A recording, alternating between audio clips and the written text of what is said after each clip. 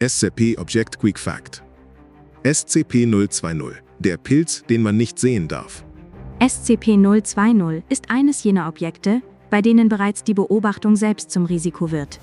Klassifiziert als Keter, nicht wegen spektakulärer Gewalt, sondern wegen seiner Fähigkeit, sich nahezu unbemerkt auszubreiten und ganze Bevölkerungsgruppen zu kompromittieren, bevor überhaupt klar ist, dass eine Bedrohung existiert. Bei SCP-020 handelt es sich um einen schnell wachsenden, pilzähnlichen Organismus mit einer einzigartigen Eigenschaft. Er ist für das menschliche Auge direkt nicht sichtbar. Selbst unter dem Mikroskop entzieht sich die Kolonie der unmittelbaren Beobachtung. Sichtbar wird SCP-020 ausschließlich über technische Umwege, Fotografien, Videoaufnahmen oder Überwachungssysteme. Infizierte Personen erhöhen unbewusst die Raumtemperatur, steigern die Luftfeuchtigkeit und schaffen damit ideale Wachstumsbedingungen. Gleichzeitig werden sie sozialer, einladender, offener. Sie laden Freunde, Bekannte und Familie ein. Nicht aus Bosheit, sondern weil SCP-020 sie dazu bringt, sich als Gastgeber zu begreifen.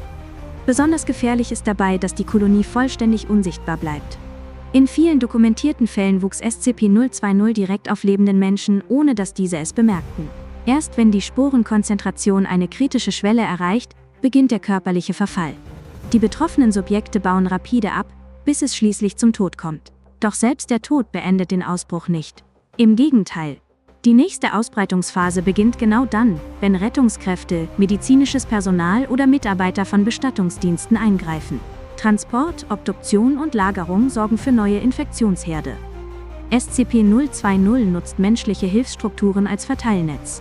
Der erste bekannte Großausbruch wurde entdeckt, als ein verdeckter SCP-Agent massive Persönlichkeitsveränderungen beim Personal eines Krankenhauses bemerkte. Zu diesem Zeitpunkt waren bereits mehrere hundert Zivilisten infiziert, ebenso wie ein Großteil der Stadt. Die Eindämmung erfolgte kompromisslos. Die Bevölkerung wurde terminiert, die Stadt vollständig zerstört.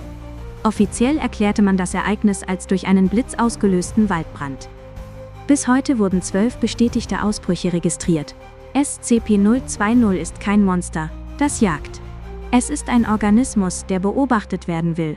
Und genau das ist das Problem. Wenn euch interessiert, wie die Foundation mit Akteuren umgeht, die sich ebenso konsequent der direkten Einordnung entziehen wie SCP-020 der Beobachtung, dann schaut morgen das neue Video über die Interessengruppe Nobody. Sonntag, 18 Uhr. Manche Dinge sind nicht gefährlich, weil sie angreifen, sondern weil man sie zu spät bemerkt.